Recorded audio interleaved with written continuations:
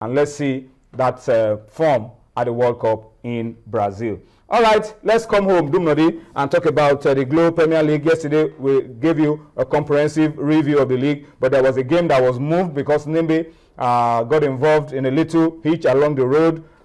But what are we seeing on the screen? They got hammered in Gombe today, 6-0. Not the kind of result you will have wanted for Nimbe, but I think the fact that they got to Gombe late yesterday, maybe fatigue and other things, is that an excuse for losing 6-0 to Gombe United? Well, it's still an excuse. Let me just tell you, it's an excuse. That's what we call playing first half on the road. That's what they did. When you play and you know how far it is, and playing against a team who is at home and not showing up for the game so early, you have to just run down to the pit. But they got this. This is the biggest defeat for this season, 6-0, and Nimbe is sharing in that. Gombe United 6 goals, 4 scored by a particular player. One player. Let's talk about the player that scored the 4 goals for Gombe United today. His name is Adamu Mohammed. 4 goals. I mean, that's Adamu Mohammed in the colors of Dolphins when he played for Dolphins. He moved from Gombe to Dolphins and then came back to Gombe United. 4 goals in 1 game. That's amazing. We've seen some players, Victor Ezegi has done it before against Wiki Tourist. We've seen some players who have scored 4 goals before, but this is commendable. The first time somebody is scoring 4 goals in a game this season, Adamu Mohammed. Yeah, commendable. And surely it goes on top of the scorers chart immediately. Of course, one game and you're on top of the scorers chart. Among the top 5. Yeah, that's for sure. For sure. Among the top 5. I hope he remains consistent. When he moved to Dolphin, he has 1 or 2. I think he got a couple of goals, but not as he was. Maybe he couldn't fix into Dolphin setup at the end. They have to move back to where he started his football, and he's been very brilliant. The other goals were scored by some of the top strikers in the league. Alexander Babalu got 1 of the goals. Alassane Yusuf, they said the goals would have been more than 6. They feel Nimbe City were lucky to have considered 6. I don't know whether it's a record-breaking goals, but for Nimbe City, they have to look at this result and not encouraging at all. Their season. A team at the bottom of the log. They've not won any game. Goal difference is hitting them very hard. And I hope this will not count against them at the end of the season. All right, so that's the story of the game that was played today in the Glo Premier League. Well, we wanted to talk about the game between Sharks and Eyimba, the game that was played in Port Harcourt yesterday, but I'm told that maybe some of the pictures that we wanted to show you are not yet ready. So we'll just push that to maybe tomorrow when we have the pictures to show you the game between Sharks and Port Harcourt. Remember yesterday, we were online to the media officer of Sharks of Port Harcourt, Peter Abaje, and he told us a few things around the game, what happened. But we will try to get you the pictures tomorrow, and then we can talk more authoritatively around what happened at the Sharks Stadium when Sharks and Eyimba played out a 1-1 draw. So let's move away from the Glo Premier League now.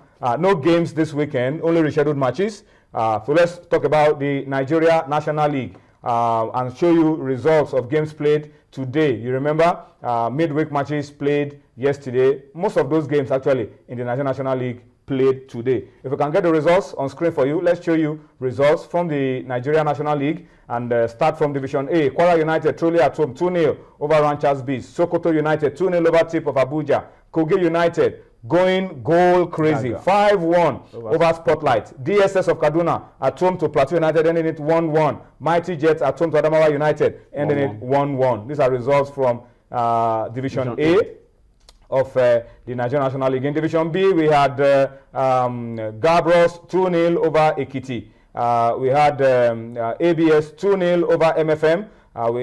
That game was played today. Aqua started and 3S played at a 1-1 draw in Uyo. Unisem beat Gateway 1-0 in Calabar. COD beat Prime 1-0 yesterday. The goal Prime were complaining came very, very late into the game as well. And then you had the Stationary Stores and Insurance of Benin rekindling old rivalry, but it was Stationary Stores that went home 2 goals better than Bendel Insurance. And of course, the surprise was First Bank failing to get a goal at home against Go Round. Go Round are like the whipping boys in their division, and we thought that First Bank were going to be able to pick all 3 points. It didn't happen. The game ended goalless at the Agege Stadium also today. All right, from the National League, let's step down and talk about the girls. Unfortunately, Sisi is not with us on the program tonight, but she's done enough to send us the results of the Nigerian Women Premier League. Remember, they also didn't play games over the weekend because of the FA Cup for the women played across the states, and their games had to be moved to midweek. So let's run through the results of their games for you. Week 10 results. Nasarawa Amazons 2-1 over Pelican Stars. Sunshine Queens 4-0 over Ibom Angels. Bayelsa Queens 3-2 over Delta Queens. That was a 5-goal thriller.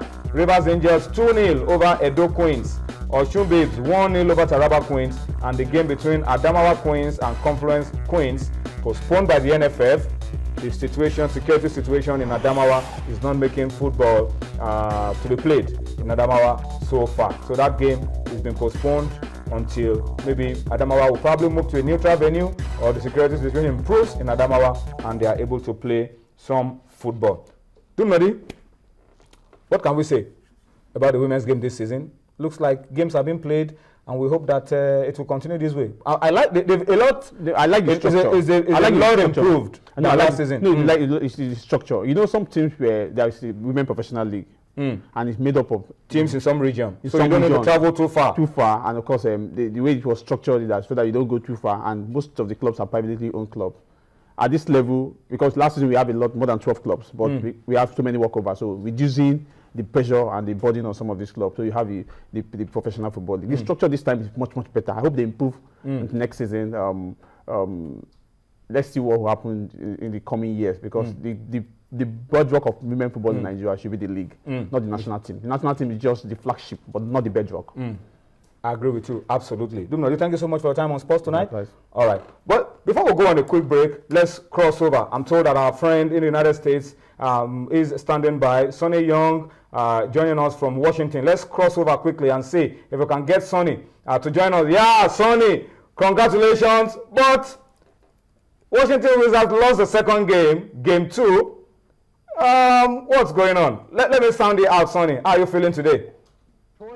I knew you were going to point out that Wizards loss to the Indiana Pacers in Game 2, but I'm feeling not too bad. You know, it's even after 2 games, Toyin.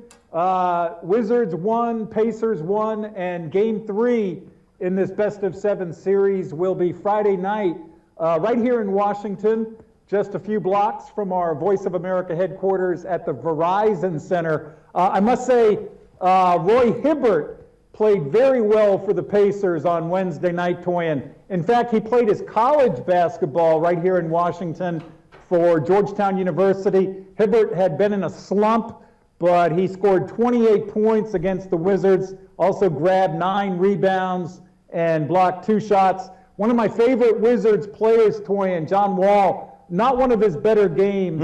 He missed a couple of 3-point shots at the end of the game, made some rather poor decision-making out on the court. So we're hoping he'll have a better game on Friday night. So we're gonna once again say, go Wizards! No, Sonny, I mean, objectively speaking now, I know your magic is working for Washington Wizards, but do you think they have enough to get into the finals for the first time in the history? That's a really tough question, Toyin. I think they're a very athletic team, a very good defensive team. I don't know if they have enough to get past the Miami Heat. More than likely, Miami will win the other series in the Eastern Conference against the Brooklyn Nets. Game 2 in that series is later Thursday night in Miami, Florida. And Miami looks like I got to pick them to advance. And I don't know. I think they are better than the Pacers, though, Toyin. Pacers are a very weak number 1 seed. I haven't been impressed with the Pacers so far. Okay, let's talk about the other fixtures of games. San Antonio Spurs against Trailblazers and the other games in the playoff. What do you feel? I mean, give us a preview from your point. What do you think will happen around those games? And then also talk about Kevin Durant. It didn't show the quality of a MVP in yesterday's game. Well, I mean, in fact, he did play well. He had 31 points. I think he had 10 rebounds, and he almost had a triple-double, Toyin, 9 assists. And the Thunder did even the series against the Los Angeles Clippers. However, his teammate, Russell Westbrook, had a fantastic game. He did have a triple-double, which for our basketball fans, that's double figures in 3 different statistical categories. And I'm just checking my notes. Westbrook had 31 points, 10 rebounds, and 10 assists. And Oklahoma City beat the Clippers 112-101. I like the Thunder. to beat the Clippers in that series, Toyin.